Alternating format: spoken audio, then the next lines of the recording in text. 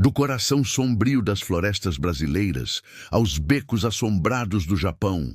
Aqui as lendas ganham voz e os contos te seguem na escuridão. Você entrou no universo de Na Calada da Noite, onde toda a história começa depois do uivo.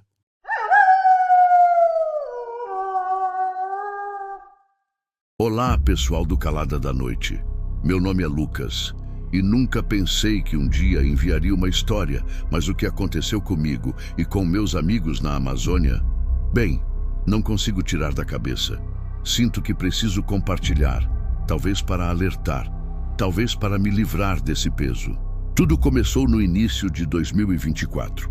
Eu e mais 4 amigos, o Rafa, a Bia, o Guto e a Clara, somos biólogos recém-formados pela Universidade de São Paulo, cheios de ideais e com a cabeça nas nuvens. Sonhávamos em fazer a diferença, sabe? Em catalogar espécies, entender ecossistemas, ser a nova geração de defensores do meio ambiente. E qual lugar melhor para isso do que a Amazônia? Conseguimos uma bolsa de pesquisa da Fundação Amazônia Viva, uma ONG respeitada, para estudar a flora e a fauna de uma área menos explorada, perto da divisa com o Acre, a cerca de 300 quilômetros a sudoeste de Cruzeiro do Sul. Era uma região que os locais chamavam de Boca do Diabo, por algum motivo que logo descobriríamos. Ignoramos os avisos dos moradores do pequeno vilarejo de Porto Escondido, as lendas sussurradas sobre espíritos da floresta e protetores antigos. Éramos cientistas, afinal. Acreditávamos na lógica, nos fatos, no que podíamos ver e tocar. Que tolos fomos! Nossa base era uma pequena cabana rústica de madeira, com telhado de palha, que ficava às margens de um igarapé, a cerca de 5 horas de barco de Porto Escondido. A floresta ali era de uma beleza quase irreal.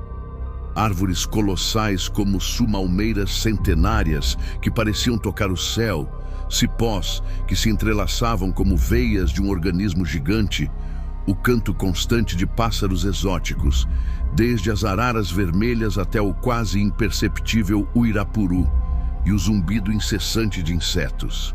A princípio, estávamos eufóricos.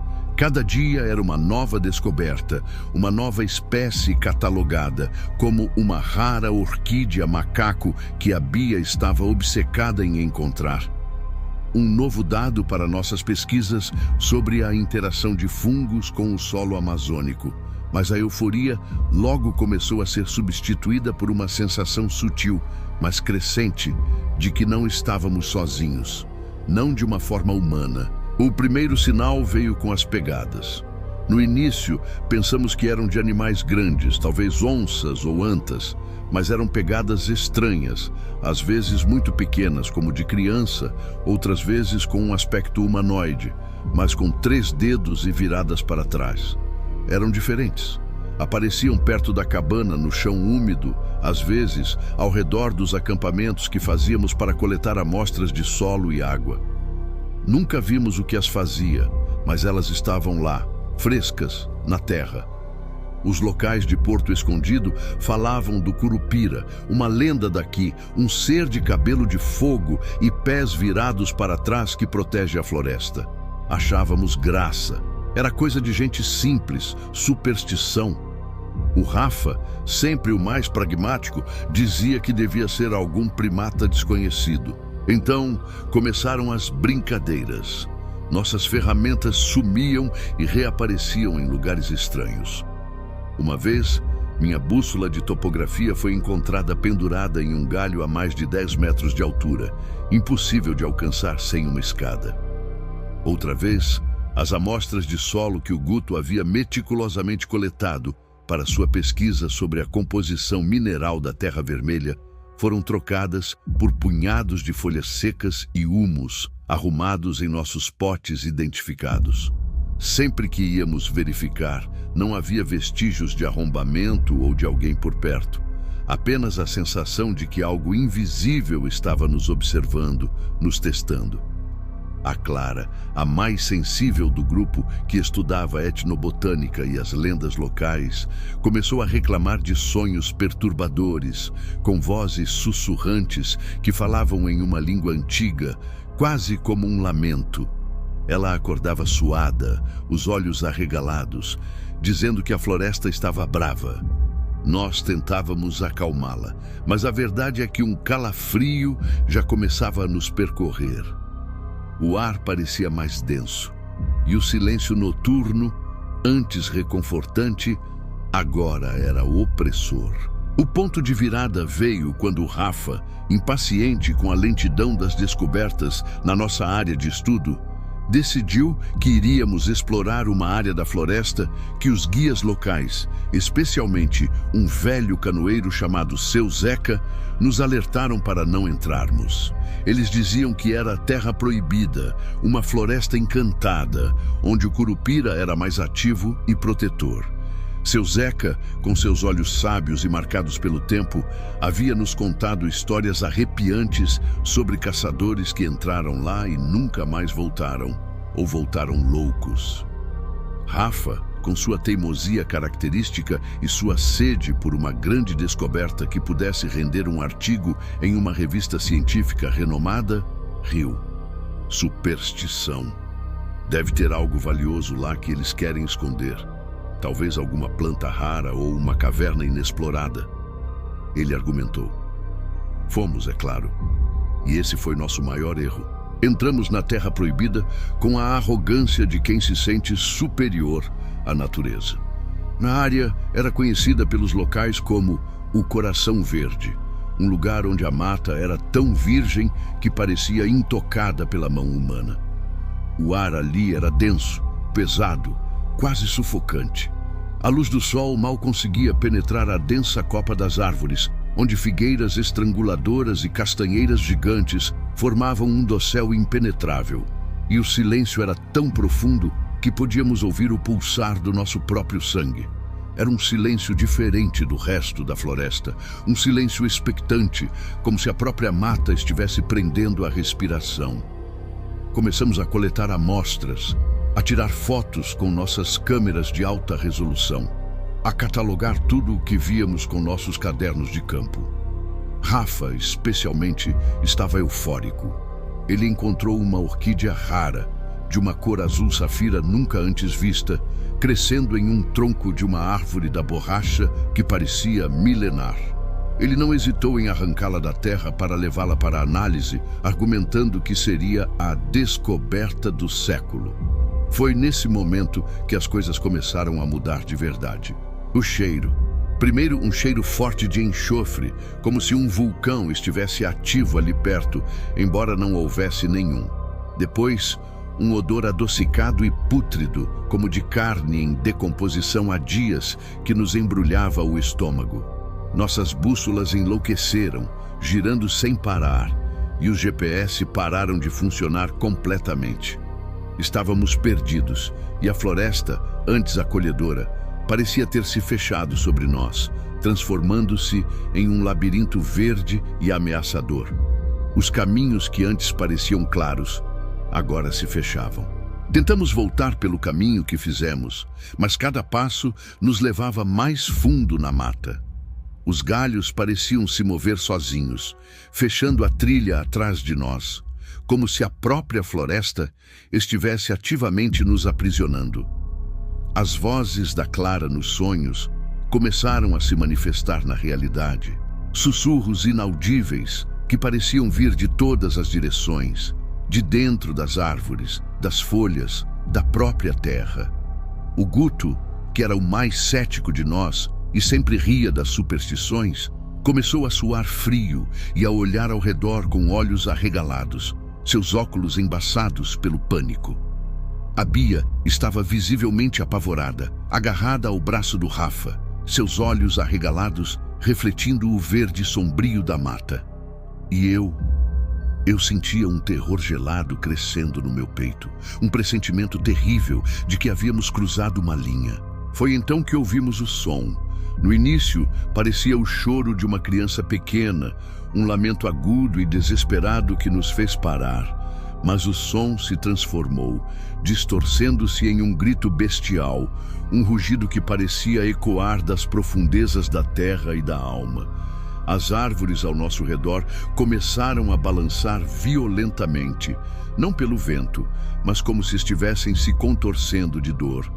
Um cheiro de terra molhada e mofo se misturou ao enxofre e à putrefação, tornando o ar irrespirável.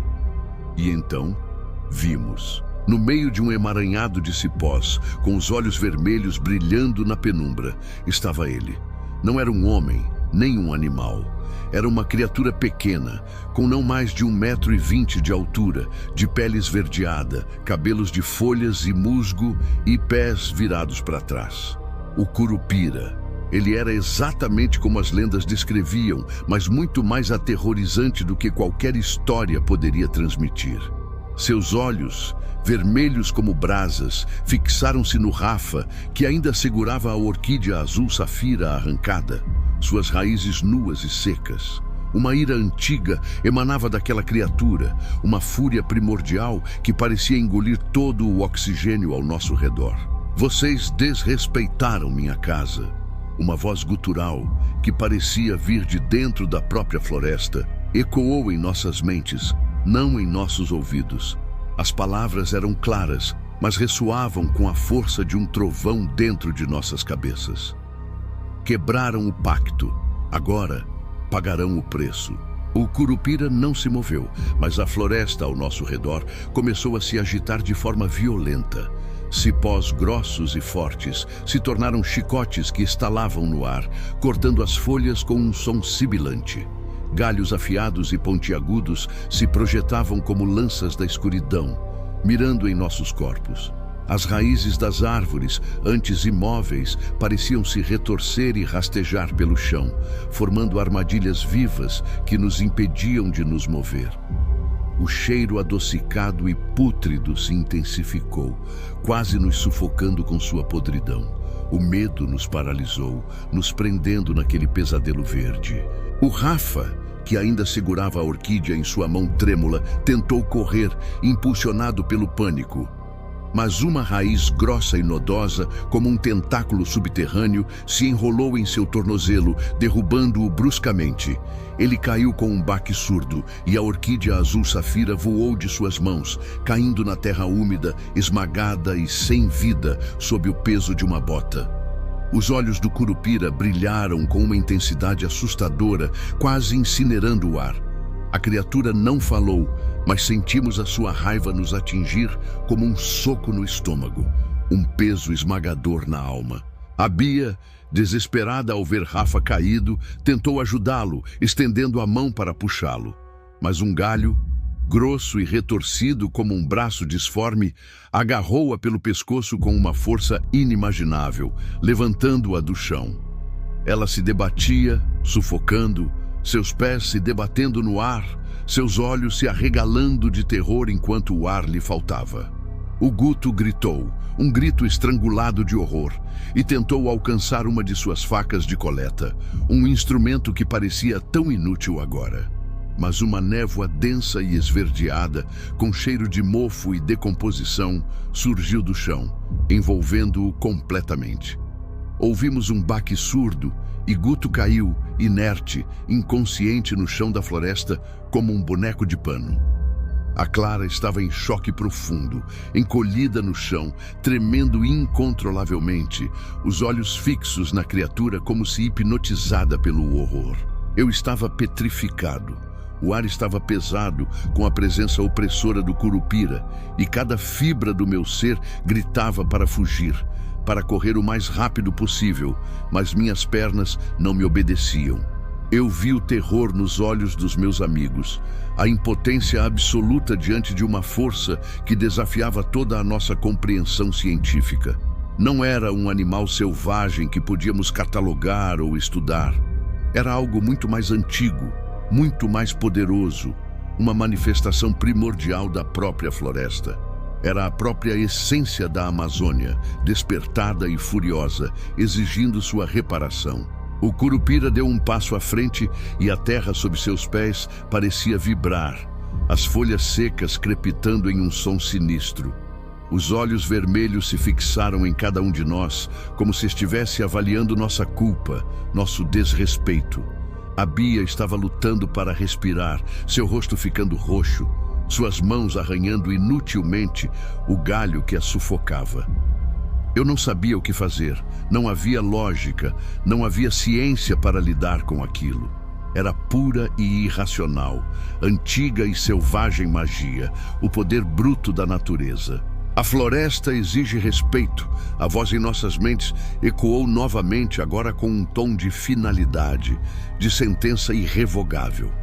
Aqueles que a profanam se tornam parte dela. A cena que se seguiu foi algo que assombrará meus pesadelos para sempre. Não houve gritos de desespero, apenas sussurros guturais da floresta e uma dor inimaginável que parecia rasgar o ar. O Rafa, que estava no chão, começou a ser arrastado por raízes que emergiram da terra, enrolando-se em seu corpo como cobras famintas. Ele tentou lutar, mas as raízes o prendiam com uma força inumana, apertando cada vez mais, quebrando seus ossos com estalos audíveis. Seus olhos se arregalaram de pânico e ele tentava gritar, mas nenhum som saía, apenas um arfar desesperado. Lentamente, Rafa foi sendo puxado para as profundezas da terra, como se fosse parte dela, sua pele se fundindo com a terra úmida. A Bia, ainda suspensa pelo pescoço, foi lentamente puxada para cima, em direção à densa copa das árvores. Eu vi seus membros se retorcendo de forma antinatural, como se estivessem sendo quebrados um por um, estalos secos ecoando na mata silenciosa. O galho que a segurava era uma extensão do próprio Curupira, e a cada contorção da Bia, parecia que a floresta vibrava em satisfação, como se estivesse saciando uma sede ancestral. Seus olhos perderam o brilho, fixos em um ponto distante, antes de se fecharem para sempre. Seu corpo pendia mole, uma marionete macabra da vontade da floresta. O Guto, que estava inconsciente, começou a afundar no chão, como se a terra o estivesse engolindo. Seu corpo afundava lentamente. As folhas e o musgo pareciam se fundir com sua pele. As raízes o puxavam para as profundezas, para as entranhas da terra. Ouvi um som úmido e asqueroso, como se a terra o mastigasse. Sua boca se abriu em um silêncio aterrorizante, enquanto ele era absorvido pela própria floresta que ele tanto queria estudar. Um sacrifício à terra que ele desrespeitou. E a Clara, o Curupira fixou seus olhos nela. Ela estava encolhida, chorando e tremendo, seus olhos grandes e aterrorizados.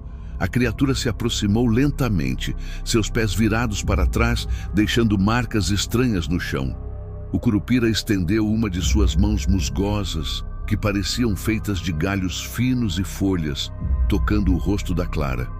Ela gritou, um grito fino e agudo que rasgou o silêncio e sua pele começou a mudar.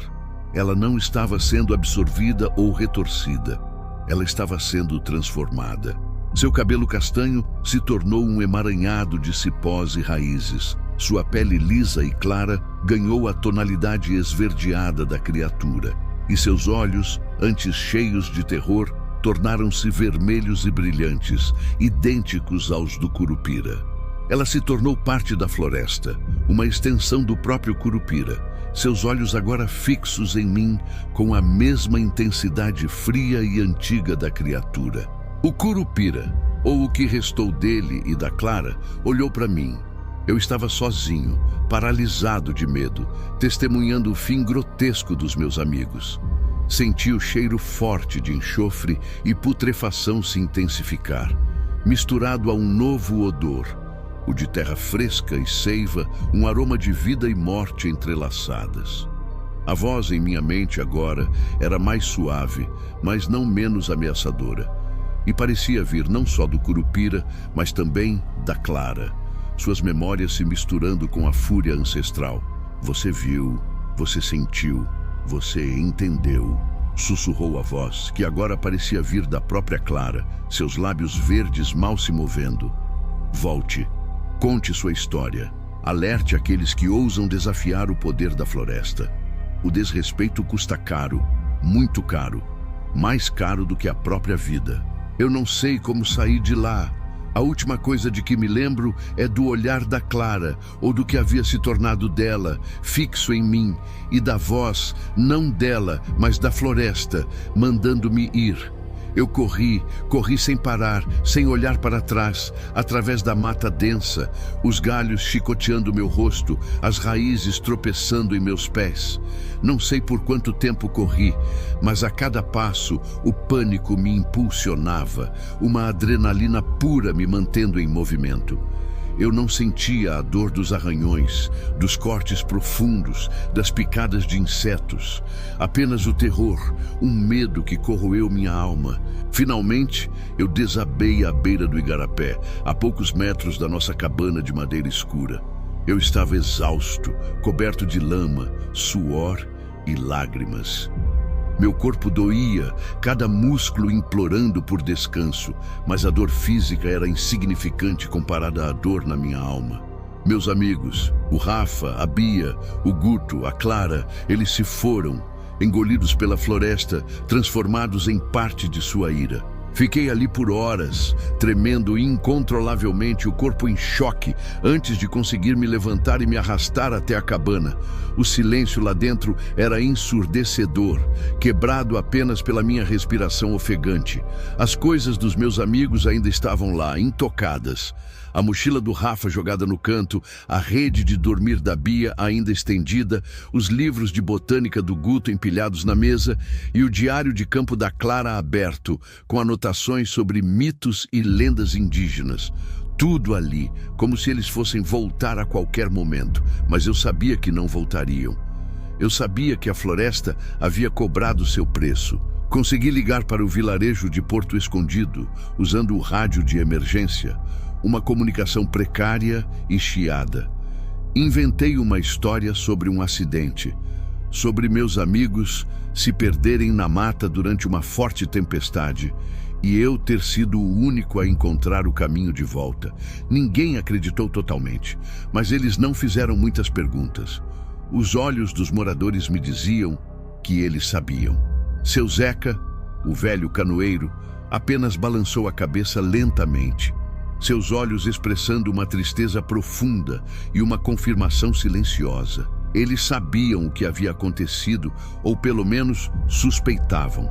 Eles já haviam alertado, e nós, em nossa arrogância, não ouvimos. Voltei para a civilização, mas a Amazônia me marcou.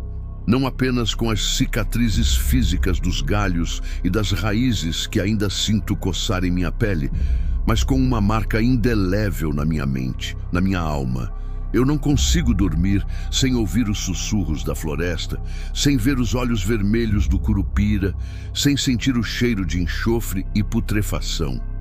Eu ainda vejo o rosto da Clara, distorcido e verde, fixo em mim, seus olhos vermelhos me assombrando em cada reflexo. Não sou mais o mesmo.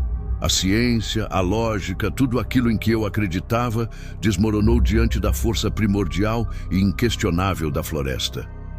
Eu entendi, da maneira mais terrível possível, que a natureza tem seus próprios guardiões, suas próprias leis, e que o desrespeito a elas pode custar mais caro do que qualquer um de nós pode imaginar. Por favor, levem a sério o que eu estou dizendo. Se um dia vocês se encontrarem perto de uma floresta, especialmente de uma densa e antiga como a Amazônia, respeitem-na. Respeitem suas lendas, seus protetores, suas regras, porque a floresta, ela ouve e ela cobra. E quando ela cobra, não há escapatória. Obrigado por me ouvirem, calada da noite. Espero que minha história sirva de alerta, que a calma da cidade os proteja dos sussurros da mata. Se você chegou até aqui, é porque a escuridão te abraçou. Obrigado por ouvir mais uma história na calada da noite. Se gostou, deixe seu like, se inscreva no canal e ative o sino para não perder o próximo sussurro das sombras. E se você tem um relato, uma lenda ou uma história assustadora para contar, envie para a gente. Quem sabe ela não seja a próxima a ecoar por aqui. Nos vemos no próximo Uivo.